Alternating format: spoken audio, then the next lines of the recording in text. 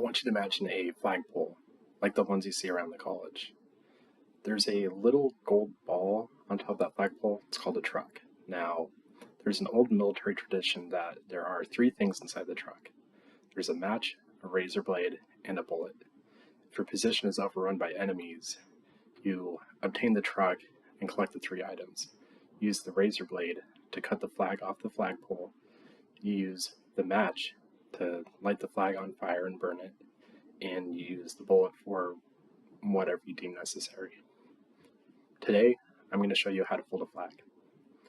This demonstration is important because flag folding is non-intuitive.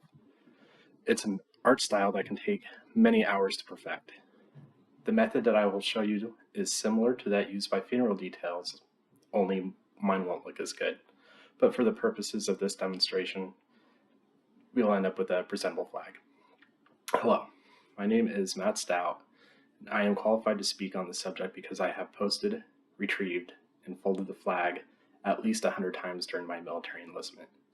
Today we'll cover where to start, triangle folds, and how to make your flag presentable.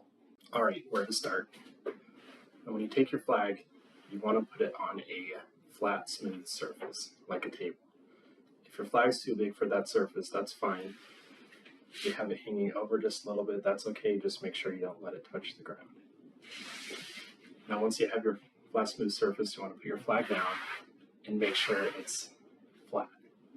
Little disclaimer, this flag is polyester and is a few years old. Flag folding is a lot easier with a larger cotton flag. But anyway, at this point, once you have your flat surface and your flag's flattened out without any wrinkles, you're going to take it and fold it in half.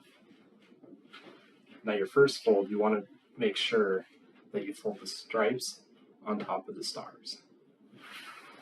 And try to flatten it out as best as you can. What you ideally want is for your corners to match up.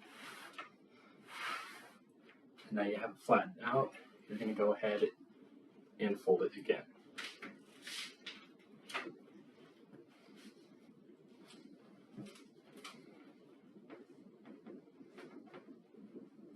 Now when we started our first fold, we had the blue field with the stars on the bottom, but now that we do our second fold, they're on the outside again.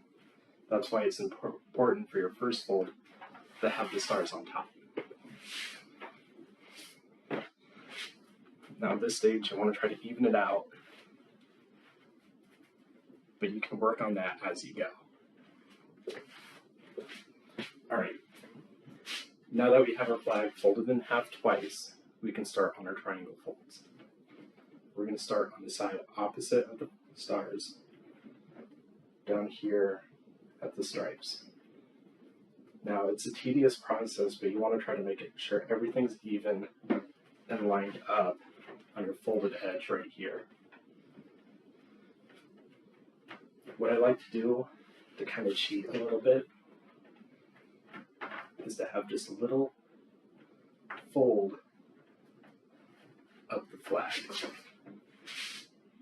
Just a little fold. And now we can start our triangle folds. When you first start the triangle fold, you want to take the side that's closed, take that corner, and fold it to the open side. And as you're doing this, you're going to constantly be adjusting the flag, making sure it's nice and tight and nice and even. And you're going to keep folding, and you fold across the line that's made. So right here, we have this line right here, and we're going to fold across it. And you see, we have a triangle. That's why it's called a triangle fold. We keep folding up the flag. Now, ideally, you want to have 13 folds traditionally to commemorate the 13 colonies, just like the stripes. But like I said, this is kind of an older flag, and it's not quite as big is what you would want to use for something like this, but we can still get the job done.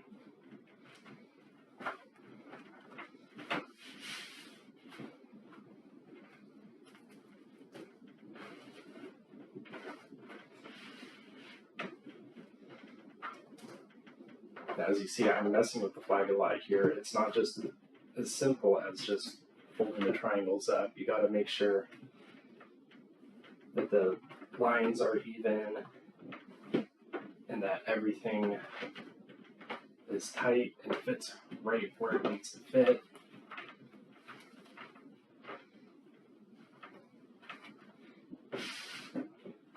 And here we are at the end. Now right here, we can continue to do our triangle fold. But then we're going to have this bit left over. So what I've always done is once you get here, and if you have, this is where the triangle fold's ending, you have all this excess. I like to fold it, and then fold it in on itself. Basically, you just want to make sure this portion of the flag can fit in here.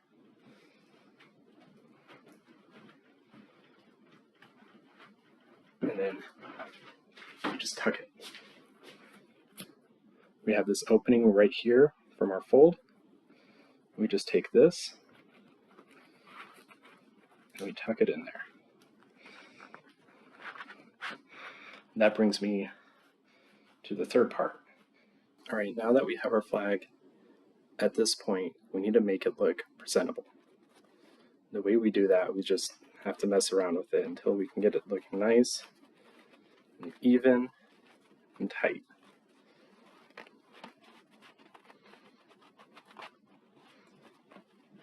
I want to take that section that we folded in earlier, make sure there's no excess sticking out.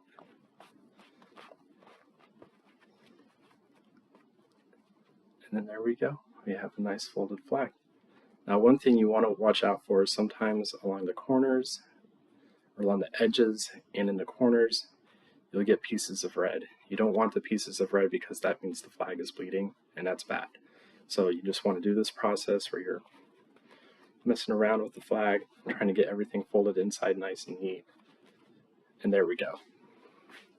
Now traditionally, again, just like with the 13 folds, you're supposed to have a nice even star field here. But that's for funeral purposes, for very traditional purposes. For the purpose of this demonstration, we're talking about how to fold the flag to where it's nice and even and respectable to put away this way. And now that we have our flag folded, this process will be easier for you in the future because you know where to start, how to do a triangle fold, and how to make it look presentable. Now, there's a lot of history and tradition when it comes to flags. If you'd like to learn more about our flag, Title IV of the United States Code is all about the flag and can provide you with a ton of information. Thank you.